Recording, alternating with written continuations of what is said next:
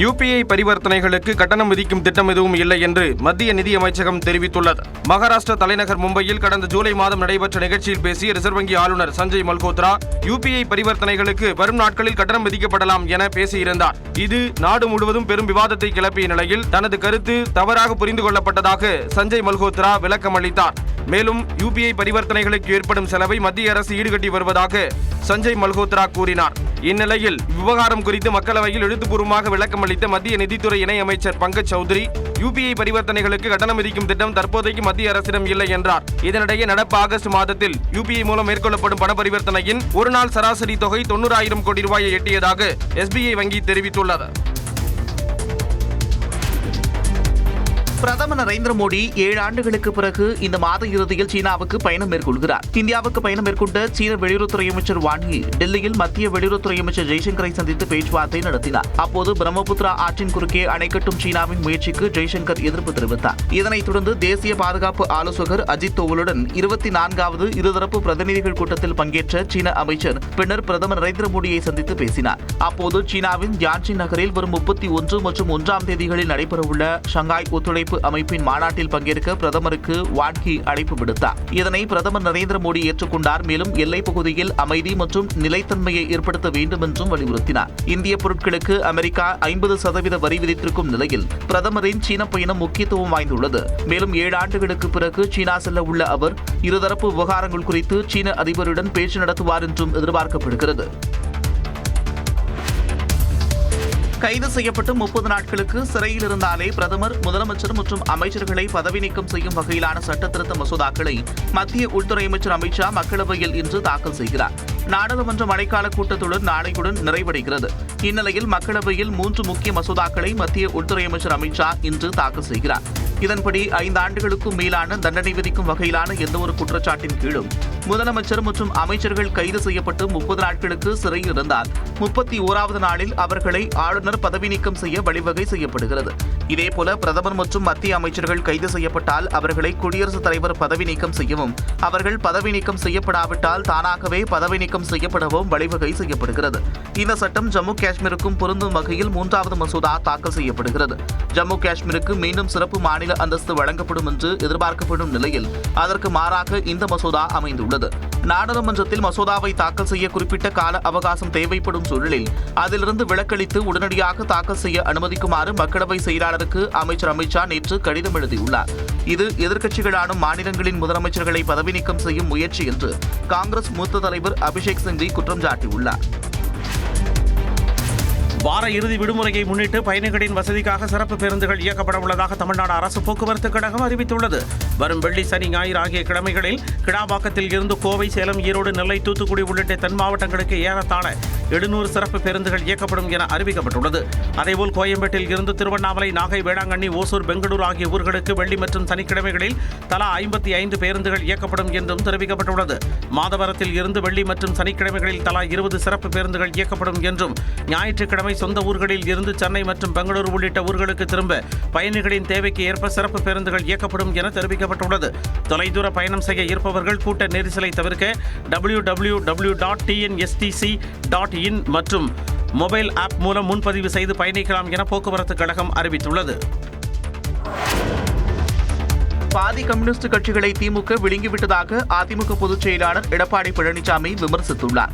வேலூர் மாவட்டம் காட்பாடியில் பிரச்சாரத்தின் போது பேசிய எடப்பாடி பழனிசாமி, கூட்டணிக்கு கம்யூனிஸ்ட் கட்சிகள் பணம் வாங்கியதை வெளிக்காட்டியதே திமுக தான் என்றும், திமுகவின் தவறுக்கு கம்யூனிஸ்ட் கட்சிகள் துணை போகக்கூடாது என்றும் தெரிவித்தார். நீங்க கூட்டணி வச்சு போட்டுருக்கீங்க, திமுக தலைமையில் கூட்டணி அமைச்சீங்க. அந்த கூட்டணியுடைய தலைமை திமுக உங்களுக்கு தேர்தல் விதியாக கொடுக்கப்பட்டதா இல்லையா?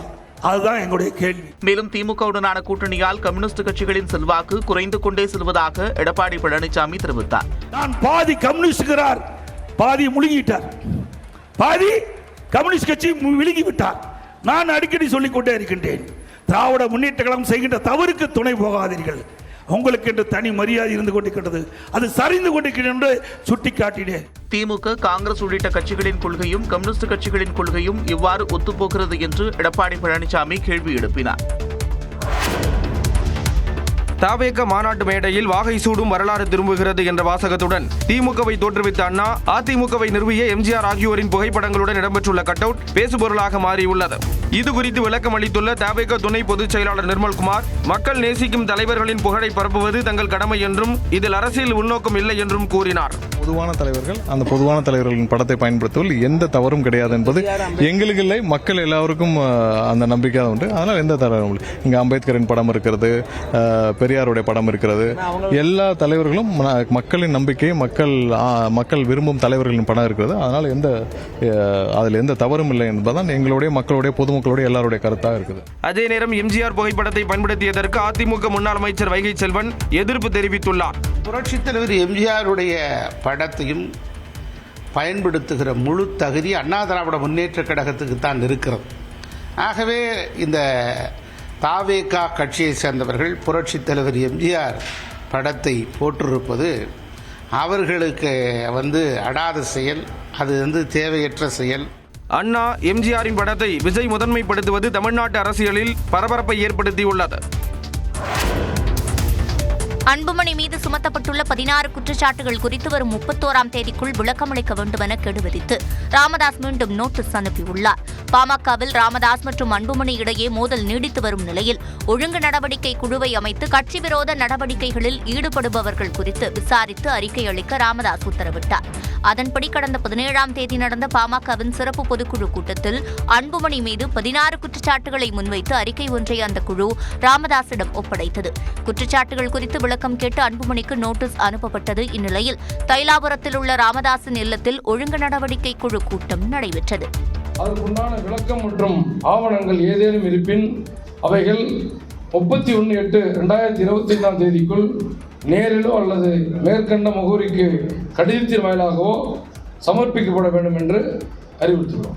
இந்த நோட்டீஸுக்கு பதிலளிக்க வேண்டிய அவசியமில்லை என வழக்கறிஞர் பாலு கூறியது குறித்து பதிலளித்த ராமதாஸ், பாலு பாமகவில் இருந்து நீக்கப்பட்டவர், அவரது கருத்துக்களை பெரிதாக எடுத்துக்கொள்ளவில்லை என்றார்.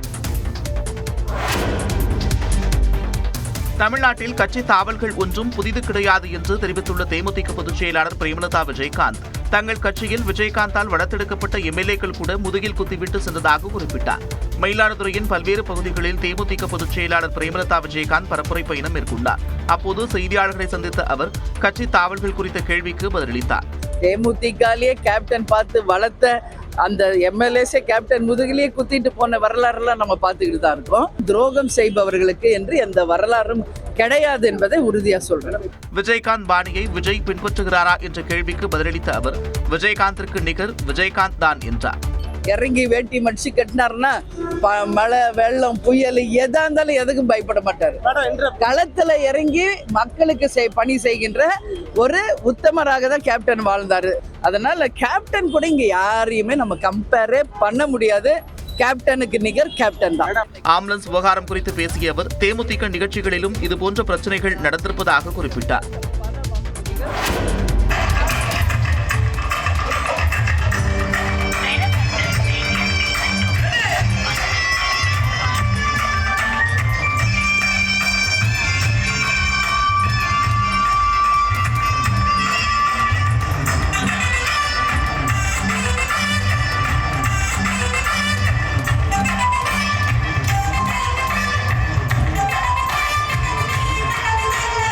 திருமண விழா மேடையில் நடனமாடிய போது பெண் சுருண்டு விழுந்து உயிரிழந்த சோக காட்சிகள் தான் இவை. சென்னை அடுத்த மாமல்லபுரத்தில் தனியார் பள்ளி தாளாளர் அருண்குமார் என்பவரின் வீட்டு திருமண வரவேற்பு விழா நடைபெற்றது. இதில் காஞ்சிபுரத்தைச் சேர்ந்த ஜீவா என்ற பெண்மணி கலந்து கொண்டார். வரவேற்பு விழாவில் கானா பாடகர் வேல்முருகன் நிகழ்ச்சி நடைபெற்ற நிலையில் ஜீவா மேடை ஏறி நடனமாடிக் கொண்டிருந்தார். அப்போது திடீரென ஜீவா சுருண்டு விழுந்தார்.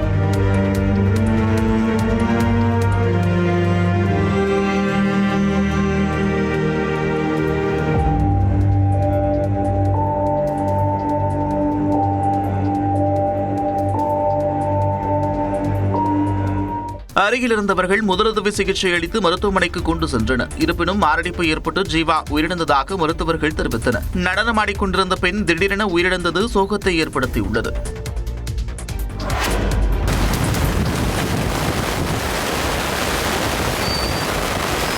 சதுரகிரி மலைப்பகுதியில் காட்டுத்தீ ஏற்பட்டுள்ளதால் மலைக்கோவிலுக்கு பக்தர்கள் செல்ல தடை விதிக்கப்பட்டுள்ளது. விருதுநகர் மாவட்டம் சதுரகிரியில் சுந்தர மகாலிங்கம் கோவிலுக்கு செல்லக்கூடிய மலைப்பாதையில் காட்டுத்தீ ஏற்பட்டுள்ளது. இதனால் அரிய வகை மூலிகைகள் மற்றும் மரங்கள் எரிந்து சேதமடைந்து வருகின்றன. காட்டுத்தீயை அணைக்க வத்திராயிருப்பு வனத்துறையினர், சாப்டூர் வனத்துறையினர் மற்றும் வேட்டை தடுப்பு காவலர்கள் என 50க்கும் மேற்பட்டோர் சம்பவ இடத்திற்கு விரைந்து சென்று தீயினை அணைக்கும் முயற்சியில் ஈடுபட்டுள்ளனர்.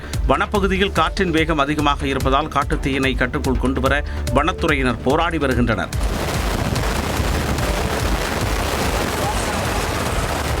இந்நிலையில் மலைப்பகுதியில் உள்ள சுந்தர மகாலிங்கம் கோவிலுக்கு செல்ல காலை 6 மணி முதல் 10 மணி வரை அனுமதிக்கப்படும் நிலையில் தீயை முழுமையாக அணைத்த பிறகே பக்தர்கள் சுவாமி தரிசனம் செய்ய அனுமதிக்கப்படுவார்கள் என்று வனத்துறையினர் அறிவித்துள்ளனர்.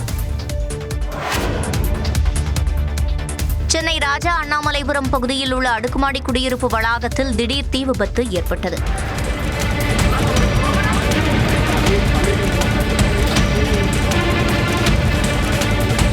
எட்டு மாடிகள் கொண்ட அடுக்குமாடி குடியிருப்பின் 5வது தளத்தில் கிரைண்டர் உபயோகத்தின் போது ஏற்பட்ட மின்கசிவு காரணமாக தீ விபத்து ஏற்பட்டதாக கூறப்படுகிறது. விபத்து குறித்து தகவல் அறிந்த மயிலாப்பூர் மற்றும் தேனாம்பேட்டை தீயணைப்பு நிலைய வீரர்கள் சென்று தீயை அணைக்கும் பணியில் ஈடுபட்டனர். 5வது மற்றும் 6வது தளங்களில் சிலர் சிக்கியிருந்த நிலையில் தீ விபத்து காரணமாக ஏற்பட்ட புகை மூட்டத்தால் சிலருக்கு மூச்சுத் திணறல் ஏற்பட்டது. உடனடியாக அவர்கள் மீட்கப்பட்டு அருகிலுள்ள மருத்துவமனைகளுக்கு கொண்டு செல்லப்பட்டனர். தொடர்ந்து 3 மணி நேரமாக போராடிய தீயணைப்புத் துறையினர் தீயை கட்டுக்குள் கொண்டு வந்தனர். இமீடியட்டா வெஹிக்கிளை நாங்கள் டர்ன் அவுட் பண்ணிட்டோம். Total of 8 number vehicles turn out பண்ணியிருக்கோம். இமீடியட்டா ஃபயரை நாங்கள் புட் டவுன் பண்ணிட்டோம். அண்ட் அங்கே இருந்த பர்சனையும் இமீடியட்டா எவாக்குவேட் பண்ணிட்டோம். இங்கே எதுவும் நம்மளுக்கு கேஷுவாலிட்டிஸ் எதுவும் இல்லை. So everything is fine. நம்ம இப்போ எல்லாம் செட்டில் ஆயிட்டாங்க. All residents are fine. தீ விபத்து காரணமாக அருகில் வசிப்பவர்களும் அங்கிருந்து வெளியேற்றப்பட்டு அருகில் உள்ள பள்ளியில் தங்க வைக்கப்பட்ட நிலையில் நிலைமை சீரான பிறகு வீடுகளுக்கு அனுப்பி வைக்கப்பட்டனர். பெண் யூடியூபர் அளித்த பாலியல் குற்றச்சாட்டில் சென்னை கோயம்பேடு காவல் துணை ஆணையர் அதிவீரபாண்டியன் காத்திருப்போர் பட்டியலுக்கு மாற்றப்பட்டார். சென்னை ராமபுரம் பகுதியைச் சேர்ந்த பெண் யூடியூபர் தனது மகனுக்கு அவரை விட வயது மூத்த பெண் பாலியல் தொல்லை அளித்ததாக காவல் நிலையத்தில் புகார் அளித்தார். இந்நிலையில் பெண் யூடியூபரின் மகன் கடந்த 6 மாதங்களுக்கு முன்பு தற்கொலை செய்து கொண்டார். இது தொடர்பாக பாலியல் தொல்லை அளித்த பெண் மற்றும் அவரது தாயார் மீது நடவடிக்கை எடுக்க கோரி பெண் யூடியூபர் கோயம்பேடு துணை ஆணையர் அதிவீரபாண்டியனிடம் புகார் அளித்துள்ளார். அப்போது பெண் யூடியூபரிடம் காவல் துணை ஆணையர் அதிவீரபாண்டியன் தகாத முறையில் நடந்து கொண்டதாக கூறப்படுகிறது. இது தொடர்பாக அதிவீரபாண்டியன் மீது அனைத்து மகளிர் காவல் நிலையத்தில் புகார் அளித்த பெண் யூடியூபர் அவர் குறித்த வீடியோவையும் வெளியிட்டார். வீடியோ வேகமாக பரவிய நிலையில் அதிவீரபாண்டியனை காத்திருப்போர் பட்டியலுக்கு மாற்றி விசாரணை நடத்த சென்னை காவல் ஆணையர் அருண் உத்தரவிட்டுள்ளார். பாலியல் புகாரில் கேரளாவைச் சேர்ந்த ரேப் பாடகர் வேடனை கைது செய்ய கேரள உயர்நீதிமன்றம் தடை விதித்துள்ளது. வேற்றுமை அடக்குமுறைகளுக்கு எதிராக தனது ரேப் இசை பாடல்கள் மூலம் பெரும் ரசிகர் பட்டாளத்தை உருவாக்கியவர் கேரளாவைச் சேர்ந்த பாடகர் வேடன். இந்நிலையில் பாடகர் வேடன் மீது 2 பெண்கள் பாலியல் வன்கொடுமை புகார் அளித்தனர். இதனையடுத்து கேரள உயர்நீதிமன்றத்தில் முன்பிணை கோரி பாடகர் வேடன் சார்பாக மனு தாக்கல் செய்யப்பட்டது. இந்த வழக்கில் தன்னையும் சேர்க்க கோரி பாதிக்கப்பட்ட பெண் ஒருவர் மனு தாக்கல் செய்தார். இந்த வழக்கை விசாரித்த நீதிபதி பெச்சுக்குரியன் தாமஸ் விருப்பத்துடன் உடலுறவு வைத்துக் கொள்வது எப்படி பாலியல் வன்கொடுமையாகும் என்று கேள்வி எழுப்பினார். இருவருக்கும் இடையே உறவு முறிந்தால் அவர்களுக்கிடையே ஏற்பட்ட உடல் ரீதியான உறவை பாலியல் வன்கொடுமையாக கருத முடியாது என்றும் நீதிபதி கூறினார். இதனிடையே பாடகர் வேடனுக்கு எதிராக பல பெண்கள் பாலியல் புகார் அளித்திருப்பதாக பாதிக்கப்பட்ட பெண் நீதிமன்றத்தில் கூறினார். இதனை பதிவு செய்து கொண்ட நீதிபதி குற்றச்சாட்டு தொடர்பாக ஆதாரங்களை ஆய்வு செய்த பிறகே முடிவெடுக்க முடியும் என கூறி வேடன் தாக்கல் செய்த இடைக்கால பிணை மனு மீது உத்தரவு பிறப்பிக்கும் வரை அவரை கைது செய்யக்கூடாது என காவல்துறைக்கு உத்தரவிட்டனர்.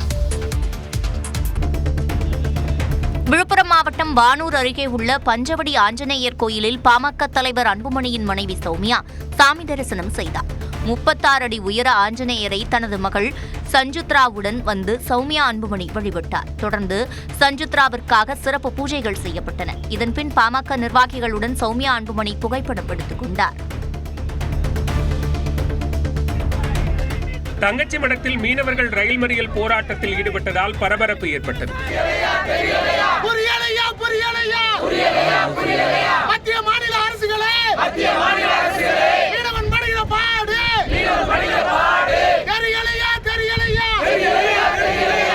மீன்பிடி தடைக்காலத்திற்கு பிறகு இலங்கை கடற்படையால் கைது செய்யப்பட்ட மீனவர்களை விடுவிக்க கோரி ராமேஸ்வரம் மீனவர்கள் காலவரையற்ற வேலை நிறுத்தத்தில் ஈடுபட்டனர். அதன் ஒரு பகுதியாக தங்கச்சிமடம் பகுதியில் ரயில் மறியல் போராட்டத்தில் ஈடுபட்டனர். இதனால் ரயில் போக்குவரத்தில் சிறிது நேரம் பாதிப்பு ஏற்பட்டது. மாவட்ட எஸ்பி தலைமையில் காவலர்கள் பேச்சுவார்த்தை நடத்தியதை அடுத்து மறியல் போராட்டத்தை கைவிட்டு கலைந்து சென்றனர்.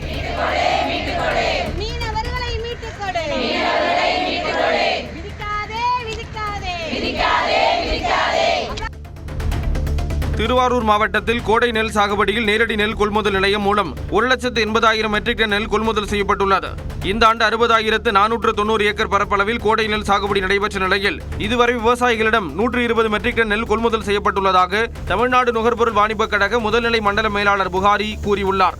இது கடந்த ஆண்டை விட 46,000 மெட்ரிக் டன் அதிகம் என்றும் அவர் கூறியுள்ளார். தூத்துக்குடி மாவட்டம் கோவில்பட்டி எட்டயபுரம் சாலையில் மசாஜ் சென்டர் என்ற பெயரில் பாலியல் தொழில் நடத்தியதாக 2 பேர் கைது செய்யப்பட்டனர். தகவலின் பேரில் அங்கு சோதனை நடத்திய காவல்துறையினர் பாலியல் தொழில் நடந்து வந்ததை உறுதி செய்தனர். இதையடுத்து அங்கிருந்த 3 பெண்கள் மீட்கப்பட்டனர். மேலும் பாலியல் தொழிலில் ஈடுபட்ட கதிரேசன், சூர்யா ஆகிய 2 கைது செய்யப்பட்ட நிலையில் மசாஜ் சென்டர் உரிமையாளர் பிரேம் என்பவரை காவலர்கள் தேடி வருகின்றனர். ஈரோடு மாவட்டம் ஆசனூர் தேசிய நெடுஞ்சாலை ஓரத்தில் நீண்ட நேரமாக நின்றிருந்த ஒற்றை யானையால் போக்குவரத்து பாதிக்கப்பட்டது. சத்தியமங்கலம் புலிகள் காப்பக வனப்பகுதியில் இருந்து வெளியேறிய யானை ஒன்று ஆசனூர் தேசிய நெடுஞ்சாலையில் உலா வந்தது. இதனால் வழியாக சென்றவர்கள் வாகனங்களை ஆங்காங்கே நிறுத்திவிட்டு யானை வனப்பகுதிக்கு செல்லும் வரையில் காத்திருந்தனர். திருவள்ளுவர் பல்கலைக்கழகத்தின் 20வது பட்டமளிப்பு விழாவில் தமிழக ஆளுநர் ஆர். என். ரவி கலந்து கொண்டு பட்டங்களை வழங்கினார். காட்பாடி அருகே உள்ள தமிழ்நாடு அரசின் திருவள்ளுவர் பல்கலைக்கழகத்தில் 20வது பட்டமளிப்பு விழா நடைபெற்றது. இதில் சிறப்பு விருந்தினராக பங்கேற்ற தமிழ்நாடு ஆளுநர் ஆர். என். ரவி 256 மாணவ மாணவிகளுக்கு நேரடியாக பட்டங்களை வழங்கினார். இந்த விழாவில் ஒட்டுமொத்தமாக 25,000க்கும் மேற்பட்டோருக்கு பட்டங்கள் வழங்கப்பட்டன. மறைந்த நாகாலாந்து ஆளுநர் இலகணேசனின் புகழஞ்சலி கூட்டத்தில் கலந்து கொள்ள நாம் தமிழர் கட்சியின் தலைமை ஒருங்கிணைப்பாளர் சீமானை நேரில் சந்தித்து பாஜகவினர் அழைப்பு விடுத்தனர். உடல்நலக்குறைவு காரணமாக சென்னையில் தனியார் மருத்துவமனையில் அனுமதிக்கப்பட்ட நாகாலாந்து ஆளுநர் இலகணேசன் அண்மையில் உயிரிழந்தார். இந்நிலையில் சென்னை கலைவாணர் அரங்கில் இலகணேசனுக்கு நாளை புகழஞ்சலி கூட்டம் நடைபெறுகிறது. கூட்டத்தில் கலந்து கொள்ளுமாறு சீமானுக்கு பாஜகவினர் அழைப்பு விடுத்தனர். இணையதளங்களில் பெண்களின் ஆபாச வீடியோக்கள் பதிவேற்றம் செய்யப்படுவதை AI தொழில்நுட்பம் மூலம் தடுக்க பரிசீலிக்க வேண்டும் என்று DGPக்கு சென்னை உயர்நீதிமன்றம் உத்தரவிட்டுள்ளது. இணையதளங்களில் பகிரப்பட்ட தனது அந்தரங்க வீடியோக்களை அகற்றக் கோரி பெண் வழக்கறிஞர் தாக்கல் செய்த வழக்கை விசாரித்த நீதிபதி ஆனந்த் வெங்கடேஷ் 8 இணையதளங்களில் பகிரப்பட்டு வரும் பெண் வழக்கறிஞரின் வீடியோவை அகற்ற மத்திய அரசுக்கு உத்தரவிட்டார். மேலும் ஆன்லைன் பண மோசடிகளை AI தொழில்நுட்பம் மூலம் தடுக்கும் சைபர் கண்காணிப்பு நடைமுறையைப் போல பெண்களின் அந்தரங்க வீடியோக்கள் பகிரப்படுவதை தடுக்கவும் AI-ஐ பயன்படுத்துவது குறித்து பரிசீலிக்கும் உத்தரவிட்டார். கடலூர் பன்ருட்டியில் தந்தை மற்றும் 2 குழந்தைகள் சடலமாக மீட்கப்பட்டது சோகத்தை ஏற்படுத்தியுள்ளது. இந்திரா நகர் பகுதியில் வசித்து வந்தவர் விவசாயி ராஜா. கணவருடன் ஏற்பட்ட கருத்து வேறுபாடு காரணமாக அவருடைய மனைவி பிரிந்து சென்று விட்டார். 12 வயது மகன் குமரகுரு, 7 வயது மகள் தன்யாஸ்ரீயுடன் வசித்து வந்த ராஜா மன உளைச்சலில் இருந்ததாக கூறப்படுகிறது. மூவரும் தற்கொலை செய்து கொள்வதாக ராஜா உறவினர்களுக்கு மெசேஜ் அனுப்பிய நிலையில் தூக்கில் தொங்கியவாறு மூவரின் சடலங்களும் மீட்கப்பட்டுள்ளன. சென்னை அருகே பல்லாவரத்தில் ரீல்ஸ் மோகத்தில் பைக்கில் வேகமாக பயணித்த சிறுவனால் ஏற்பட்ட விபத்தில் உயிரிழந்தோர் எண்ணிக்கை 2ஆக அதிகரித்துள்ளது. ஜமீன் பல்லாவரத்தைச் சேர்ந்த 17 வயது சிறுவன் தனது நண்பரான 15 வயது சிறுவன் சுஹேல் அகமதுவை ரீல்ஸ் எடுப்பதற்காக அழைத்துச் சென்றுள்ளார். அப்போது பல்லாவரம் சந்தையில் உணவக ஊழியர்கள் வந்த வாகனத்தின் மீது மோதியது. இதில் பைக் பின்னால் அமர்ந்திருந்த சிறுவன் சுஹேல் அகமது நிகழ்வு இடத்திலேயே உயிரிழந்தார். இந்நிலையில் மருத்துவமனையில் அனுமதிக்கப்பட்டிருந்த 4 பேரில் டெல்லியைச் சேர்ந்த அருண் சர்மா உயிரிழந்தார். திருவண்ணாமலை அண்ணாமலையார் கோயிலில் இசையமைப்பாளர் இளையராஜா சாமி தரிசனம் செய்தார். முதலில் சம்பந்த விநாயகரை வழிபட்ட இளையராஜா அண்ணாமலையார் உண்ணாமலை அம்மனை தரிசனம் செய்தார். பின்னர் அவருக்கு கோயில் நிர்வாகம் சார்பில் சிவாச்சாரியார்கள் வில்வமாலை மற்றும் பூமாலைகளை அணிவித்து பிரசாதங்களை வழங்கினர். புதுச்சேரியில் ஓசை பிரியாணியும் பணமும் கேட்டு பிரியாணி கடையில் தாக்குதல் நடத்திய கும்பலை போலீசார் தேடி வருகின்றனர். லாஸ்பேட்டை ECR சாலையில் உள்ள பிரியாணி கடையில் நுழைந்த கும்பல் பணம் கேட்டு கடை உரிமையாளர் மற்றும் அவரது மனைவியை கடுமையாக தாக்கியது. இது தொடர்பான CCTV காட்சிகளை கொண்டு ரவுடி விஜய் உள்ளிட்டோரை போலீசார் தேடி வருகின்றனர்.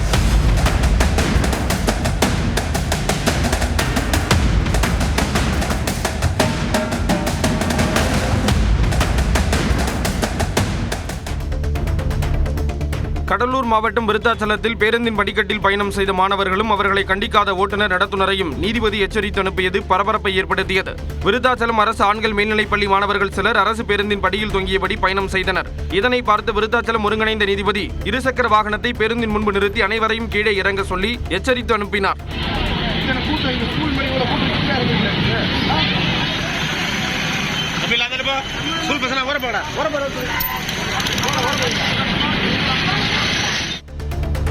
சேலம் அருகே பஞ்சாலையில் ஏற்பட்ட தீ விபத்தில் பல லட்சம் ரூபாய் மதிப்பிலான பஞ்சு மூட்டைகள் தீயில் கருகி சேதமடைந்தது. மாசநாயக்கன்பட்டியில் அன்பரசன் என்பவருக்கு சொந்தமான நூற்பாலை இயங்கி வரும் நிலையில் அங்குள்ள பஞ்சு குடோனில் திடீரென தீப்பிடித்தது. ஆலை ஊழியர்கள் அனைவரும் அதிர்ஷ்டவசமாக உயிர் தப்பிய நிலையில் நீண்ட போராட்டத்திற்கு பிறகு தீ அணைக்கப்பட்டது. மின்கசிவு காரணமாக விபத்து ஏற்பட்டதாக முதற்கட்ட விசாரணையில் தெரியவந்துள்ளது.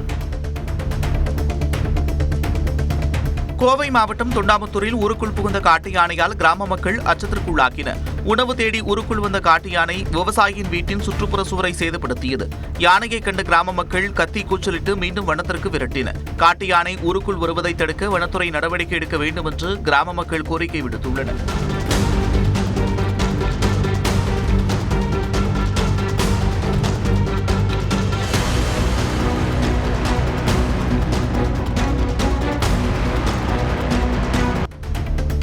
திண்டுக்கல் மாவட்டம் கொடைக்கானல் அருகே கோரக்கும்பு மலை கிராமத்தில் உலக பழங்குடியினர் தினத்தை மக்கள் பாரம்பரிய நடனமாடியும் பாடல்களை பாடியும் உற்சாகமாக கொண்டாடினர். பழங்கால இசை வாத்தியங்கள் முழங்க செடி கொடிகளை இடுப்பில் கட்டிக்கொண்டு சுமார் 50க்கும் மேற்பட்டோர் பாரம்பரிய நடனமாடினர். தேன் மற்றும் கடுக்காய் சேகரிக்க செல்லும் போது பாடும் பாடல்களை பாடி தங்கள் மகிழ்ச்சியை வெளிப்படுத்தினர்.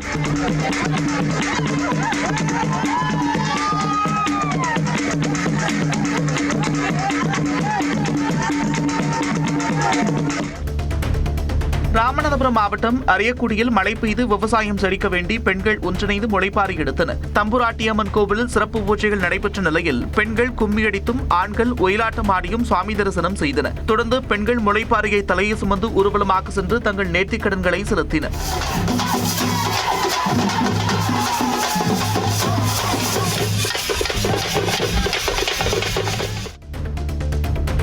விருதுநகர் மாவட்டம் சிவகாசியில் குடியிருப்பில் இருந்த பட்டாசுகள் வெடித்து சிதறியதில் ஒருவர் பலத்த காயமடைந்தார். அம்மன் கோவில்பட்டி பகுதியை சேர்ந்த கௌதம் என்பவரின் வீட்டு மாடி அறையில் திடீரென்று பட்டாசுகள் வெடித்து சிதறின. தகவல் அறிந்து வந்த தீயணைப்பு வீரர்கள் தீயை அணைத்தனர். மேலும் 80% அளவுக்கு தீக்காயமடைந்த கௌதம் சிவகாசி அரசு மருத்துவமனையில் அனுமதிக்கப்பட்டுள்ளார். வீட்டில் பட்டாசுகள் தயாரித்த போது விபத்து ஏற்பட்டதா, தயாரித்து வைக்கப்பட்டிருந்த பட்டாசு வெடித்து சிதறியதா என்று காவல்துறையினர் விசாரணை மேற்கொண்டு வருகின்றனர். தூத்துக்குடி மாவட்டம் கோவில்பட்டி அருகே சுங்கச்சாவடி கட்டணம் செலுத்தவில்லை என அரசு பேருந்துகள் நிறுத்தி வைக்கப்பட்டதால் பயணிகள் அவதிக்குள்ளாகினர். கயத்தார் சாலை புதூரில் உள்ள சுங்கச்சாவடியில் ஃபாஸ்டாகில் பணம் இல்லை என்று கூறி சில அரசு பேருந்துகளை ஊழியர்கள் தடுத்து நிறுத்தினர். இதனால் பயணிகள் பேருந்திலிருந்து இறங்கி வேறு பேருந்தில் செல்லும் நிலை ஏற்பட்டது. பின்னர் கட்டணம் செலுத்திய பின் அரசு பேருந்துகள் சுங்கச்சாவடியை கடந்து சென்றன.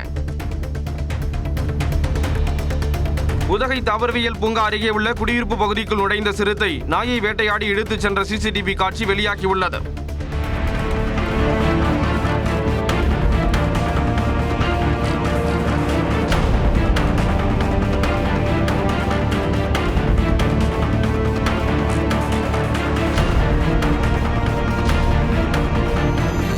காலனி குடியிருப்பு பகுதிக்குள் உலாவிய சிறுத்தை அங்குமிங்குமாக சென்று உணவு தேடியது. பின்னர் ஒரு வீட்டில் இருந்த வளர்ப்பு நாயை வேட்டையாடியது. அந்த நாய் பெரிதாக இருந்ததால் தூக்க முடியாத சிறுத்தை அதனை தரதரவென இழுத்துக் கொண்டு வனப்பகுதிக்குள் சென்றது.